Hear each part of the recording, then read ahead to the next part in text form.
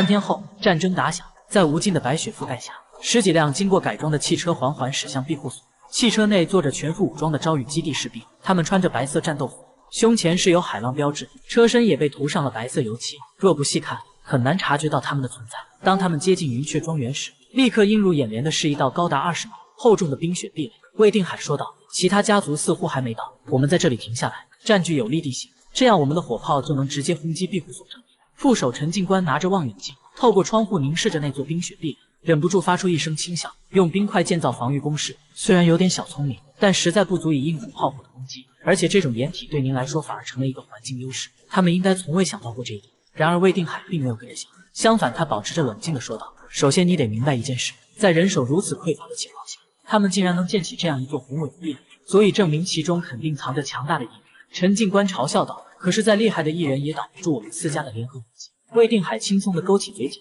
他扭动了一下粗壮的手腕，这简直就是一场毫无悬念的争斗，甚至连称之为战争都太过高贵。不过我对那个避难所里的人很感兴趣，如果他们还活着的话，或许我可以考虑招募他们为我效力。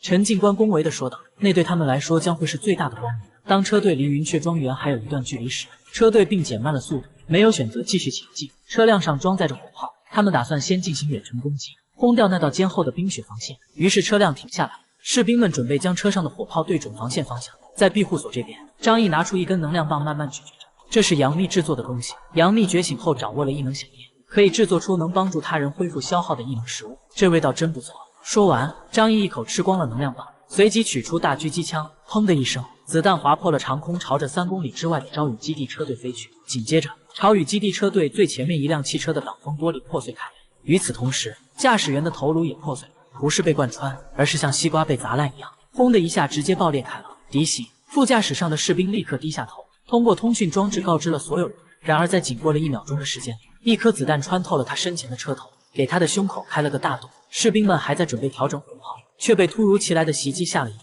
车队中间的一辆车上，车厢里的魏定海和陈警官依旧在聊天。得到敌袭的消息后，他们也感到有些震惊。周围明明是一片广阔的雪原，根本没有任何隐蔽的地方，敌人从哪冒出来的？而且据情报，那座庇护所里只有不到10个人，现在他们竟然敢跑出来伏击一个基地的精英部队，这简直就是自寻死路。虽然不能完全理解眼下的情况，但魏定海第一时间下达了命令，所有人立刻戒备，找出敌人。朝雨基地的士兵们也接受过专业训练，虽然无法与西山基地的职业军人相比，但其中也有雇佣兵、职业保镖和打手。听到命令后，他们迅速装填子弹，并利用汽车车身作为掩护，谨慎地搜索着潜伏在暗处的敌人。砰！一名士兵旁边的头部爆裂开来，完全是被真正爆了头。张毅使用的是反器材重型狙击步枪，可以击穿装甲车辆，而当射中人体时，即使只是擦过一下，也会导致头部爆碎的结局。此刻许多士兵已经下了车，准备对防线进行火力打击，却没有防备来自3公里外的敌人，因此他们成为雪原上的活靶子。由于闪避不及时，他们一个个都被张毅点杀。砰砰砰！3名士兵站立不动，身上半尽化为血雾。反器材狙击步枪的暴力令人震惊，人的肉体竟然比泥土还脆弱。朝雨基地的士兵并非职业军人，多数只是临时训练过一段时间的人。面对如此恐怖的死法，他们吓得脸色苍白，甚至忘记逃跑。而等待他们的命运就是一颗接着一颗的冰冷子弹。很快，洁白的雪原上爆发出一团又一团的血雾。这种死亡虽然血腥，却又带有一种诡异的美感。多名士兵的死亡使朝雨基地完全措手不及，毫无防备。虽然战场上的死亡再正常一点，可他们毕竟不是职业军人，更没有想到会在旷野上遭遇敌方远程狙击手。由于对张毅能力的资料不足，朝雨基地陷入了恐慌之中。他们还没有意识到自己面对的是何等强大的对手，只是简单的以为有一个狙击手，找出那个狙击手，立刻消灭他。指挥官通过通讯器向全体人员喊道。与此同时，朝雨基地也有一名狙击手，他紧握着狙击步枪，准心对准了张毅的方向。作为经验丰富的老兵，他们通过几次射击已经确定了张毅的位置。然而，他们的瞄准镜却无法看到3公里外的景象，眼前只有一片白茫茫的雪地。他们顿时陷入了迷茫，这些子弹是从哪里来的？一名狙击手困惑地自言自语。下一刻，他的脑袋和身体就颜色斑斓地分离开来，每一枪都毫不留情地夺走了一条生命，而且还是在他们有所警惕的情况下。这终于让朝雨基地的众人感到异常慌乱。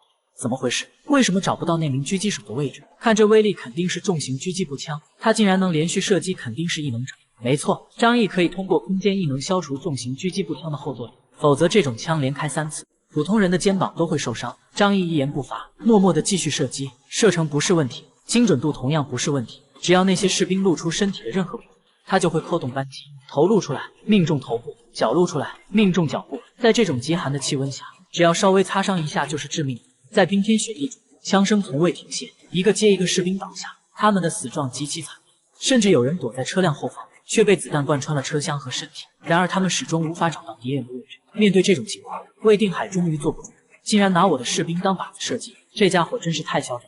在张毅连续击杀了15名士兵后，朝雨基地车队周围突然卷起了一股白色的雪云，转眼间，整个车队都被飞雪覆盖。张毅停下了手中的动作，这冰雪异能者好像和徐胖子的能力相似。他微微勾起嘴角，目不转睛地盯着战术目镜，看你的能力能持续多久。他低声自语道：“如果你们要过来进攻我，我就不相信你们不会移动。”在朝雨基地车队中央，魏定海发动了自己的冰雪领主能力，召唤暴风雪暂时保护了车队，但这并非长久之计，因为离云雀庄园的距离仍然很远，周围都是雪原，找不到合适的掩体，长时间使用能力会消耗他的力量，影响接下来的战斗。现在最重要的是找出那个潜伏在暗处的狙击手。魏定海下达了命令。为什么找不出他的位置？他有些愤怒地问道。然而没有人能给出一个合理的解释。在这个雪原上根本没有适合的狙击点，而且从那10几名士兵死亡的位置来看，这是高位的狙击，但他们附近的高处只有天空，连一棵树都没有。陈警官说：“我想张毅的团队里肯定有一位非常强大的异能狙击手。”他伸手指向庇护所的方向，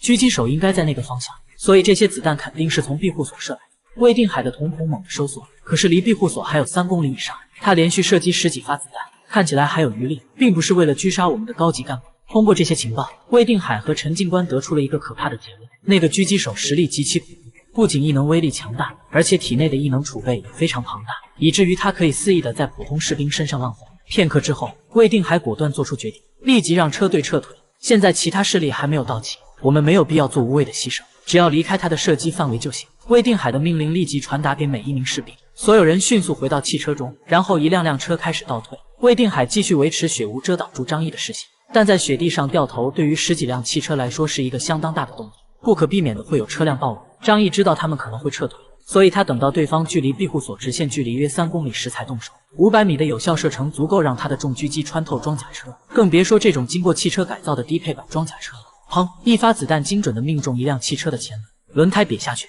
上面的履带也受到影响，车身立刻开始倾斜。张毅平静地换弹，然后再次开枪射击，一辆汽车的前后轮都被击穿，无法行驶。汽车里的士兵声音变得焦急：“车子出故障了，怎么办？别丢下我们，快想办法救我们！一旦离开雪，我们就成了活靶子。”他们知道暗中攻击的是一名超远程异能者，所以内心非常恐惧。这比普通狙击手更可怕，至少对付普通人类的狙击手还有限制，并且可以反击，而这种毫无还手之力，只能被动挨打，稍有失误即会死亡的战斗。一辆汽车上有近20名士兵，魏定海也不可能抛弃他们，他不得不命令放慢速度，让车上的士兵转弯。他们没有办法进行远程攻击。在朝雨基地也有强大的异人力量，但在其他势力没到达之前，魏定海不会让这些重要的异人参加战斗。战争是为了利益而不是自尊心的较量。车队减速后，但魏定海却扩大了暴风雪的范围，阻止张毅继续射击。这么远的距离，红外功能也无法发挥作用。尽管如此，张毅仍然能够准确瞄准，即使瞄不准也未必不行，毕竟只要子弹擦过一下，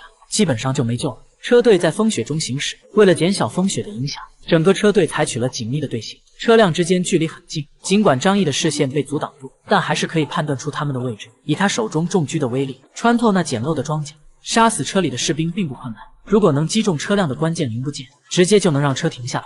所以张毅决定对准那片被风雪遮挡住的区域，开启盲狙模式。精确射击并不消耗太多异能能量，因为依靠狙击枪本身的性能，考虑到他体内的异能储备，这种消耗几乎可以忽略不计。再加上他提前准备了很多异能食物，让他可以毫无顾忌的出手，而且弹药也够充足，即使开10枪只中1枪也是有价值的。他的目标是在战斗前最大程度的削弱敌人的实力。朝雨基地紧张地进行士兵转移，但士兵们又听到了子弹刺耳的尖笑声，嗖嗖嗖！虽然狙击枪的射速不高，但听到那尖锐的声音，就能感受到它恐怖的威力。砰！一辆车的后门被击中，3毫米的钢板被打出一个大洞，车里的一名士兵的大腿被擦中，立刻血流如注，大片肌肉消失不见了。该死，我们的装甲太薄弱了，根本挡不住这种反器材的狙击枪。一名老兵愤怒地咆哮道：“他打了一辈子的仗，从来没有这么沮丧过。但沮丧归沮丧，他们只能忍受，因为他们没有如此强大的武力。”子弹持续射击，击打在车上，发出可怕的声响。车里面的士兵不敢相信车身的装甲，都卧倒在车厢里躲避子弹。然而，仍然有人被子弹击中。被打碎的士兵算是幸运的，而受伤的人更加凄惨。他们在风雪中发出的哀嚎声如同鬼哭，让整个朝雨基地的车队都笼罩着恐惧的情绪。那个狙击手简直太可怕了，他们还不知道，他们面对的是整个天海市最强大的狙击手。魏定海坐在车厢中央，听着外面的惨叫声，脸色逐渐变得阴沉起来。快离开这里，加速前进！如果有伤兵就别管了，反正他们也很难活下去。在阁楼上，张毅射完2个弹夹的子弹后，会换上一把新的狙击枪，射击频率太高，需要让枪冷却一下。空气中只有狙击枪的声音不断响起，张毅全神贯注，甚至没有和同伴们说一句话。然而此时，徐胖子、尤大叔和梁月等人通过共同的频道能听到开枪的声音，中狙的声音非常明显，但他们甚至感觉不到这是在战场上，反而觉得像是在打靶场看别人进行射击。沉稳而有节奏的枪声夺走了一个又一个生命。杀戮有时候就是这样，简单的像一场游戏。